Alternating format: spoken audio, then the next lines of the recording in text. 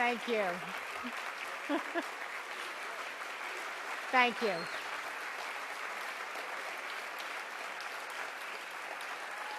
Thank you. Thank you. Steve, your bonus is in the mail. I have to say, the only thing that really worried me about putting Steve Gimbel on this program was that I would have to follow him. And I'm going to have to read the paragraphs, Steve. I'm wondering how many of you, after hearing Professor Buzz Jones pray and hearing Professor Steve Gimbel speak, want to come back to Gettysburg College.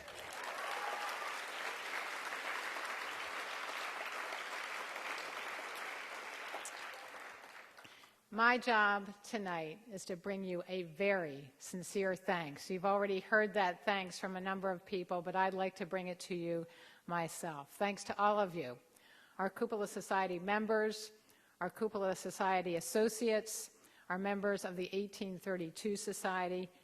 Thank you all for your financial support of this great college. And before I go any further, I want to recognize a special guest who's here tonight.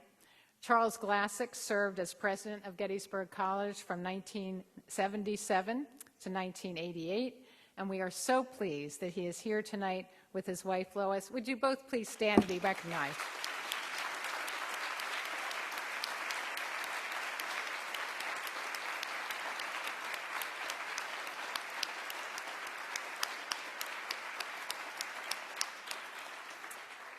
Steve, Charlie used to sign my paycheck.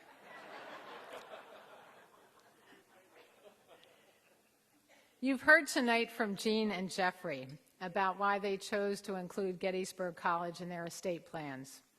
Ultimately, their thoughtful commitment will benefit not only our college community, but also the larger Gettysburg community. What a fantastic legacy. You heard from Annalise and Mike, who are leading the call to action for the class of 2013. Future alumni who are paying it forward for students who will follow them, and who are also paying it back to those donors who helped shape their Gettysburg experiences.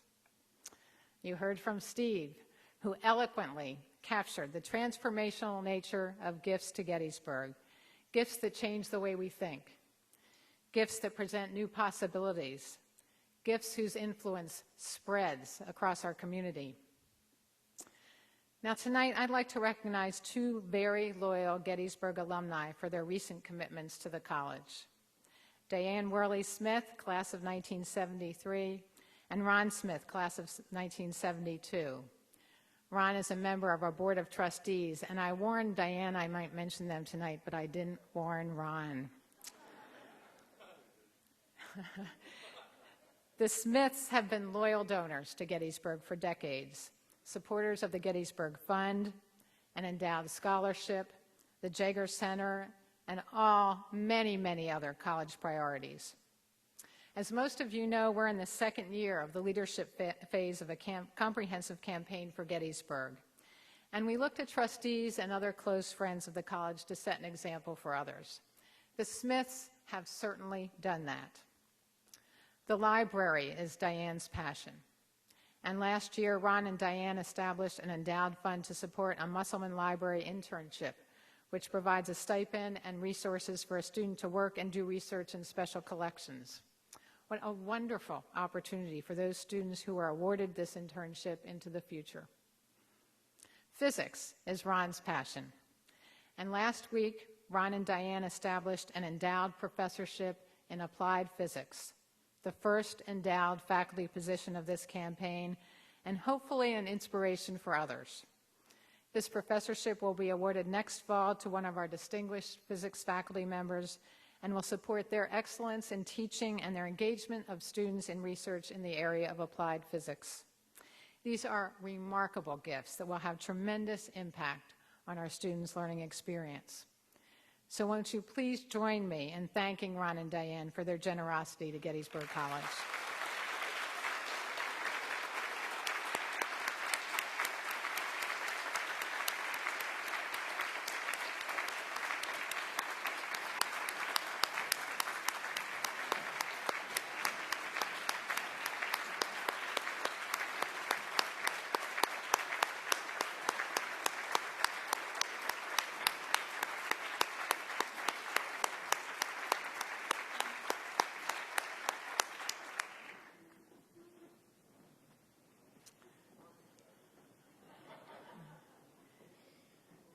In fact, over the years, Ron and Diane have supported 4 of the priorities of the campaign for our college. Annual giving through the Gettysburg Fund and the Orange and Blue Club is one of those.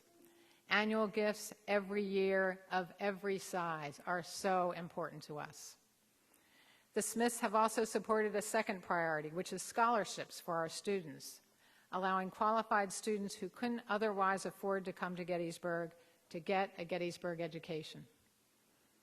Third, they've supported our faculty with the establishment of this new professorship. Support for faculty positions and for the professional development of our faculty is absolutely essential to providing a first-class educational experience. And the Smiths have also provided funds for a 4th priority, engaged and active learning experiences for our students, opportunities to participate in internships, research with faculty, public service, and so on. Our 5th priority for the campaign is to support a more global Gettysburg, assuring that our students are prepared for the globally interconnected world in which they will be living and working. As part of this campaign, we will raise funds to support the renovation of Plank Gym into a global pavilion for Gettysburg, with the aim of integrating an international focus into our students' experience right here on campus. To this point, we've attracted about $35 million in commitments to these priorities. And we know that this is just the beginning of what I am confident will be a very successful campaign for our college. It is an exciting time to be a part of this community. We have much to be proud of, and we have high aspirations for our students. These students who will be the thoughtful, committed citizens of tomorrow, who will change the world for the better, who will truly have positive impact in their workplaces and in their communities. I thank you for all of the many ways in which you support Gettysburg, through your financial support, through sharing your pride in the college with others, through your assistance in recruiting the very best students in the country, your willingness to offer internships and other career-related experiences to our students, and through your continued connection with the college, through class reunion planning, through visiting in person in venues such as tonight, through reading the magazine and watching the website. Supporting Gettysburg College in all of these ways truly makes a difference. Across the generations, we are united, all of us, by our ties to this great college. Your support allows us to offer a tremendous education to our students. It is a great investment in them, and it is a great investment in our collective future. Thank you.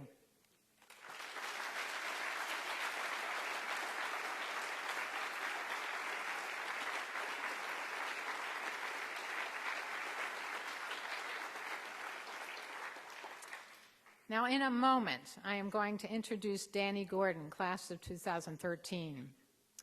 Danny is the son of Bruce and Beth Gordon and the brother of Caroline Gordon, class of 2016. But before I introduce Danny, I want to take a moment and say a few words about his father, Bruce. Bruce is the person who came to me back in March of this year with the idea of making a film about senior basketball player Corey Weissman. As I'm sure most of you know, Corey had a stroke during his first year of college. Against all the odds and with tremendous determination, Corey worked to rehabilitate himself and return to school. And in a truly breathtaking moment last spring, he scored a point on the basketball court. The movie, which will tell Corey's story, is titled 1,000 to 1. It's a great story of one individual's courage and determination, but it is also a great story about the Gettysburg College community. We are so grateful to Bruce Gordon for all he's doing to produce this movie and assure its success. Bruce, can I ask you to please stand and be recognized?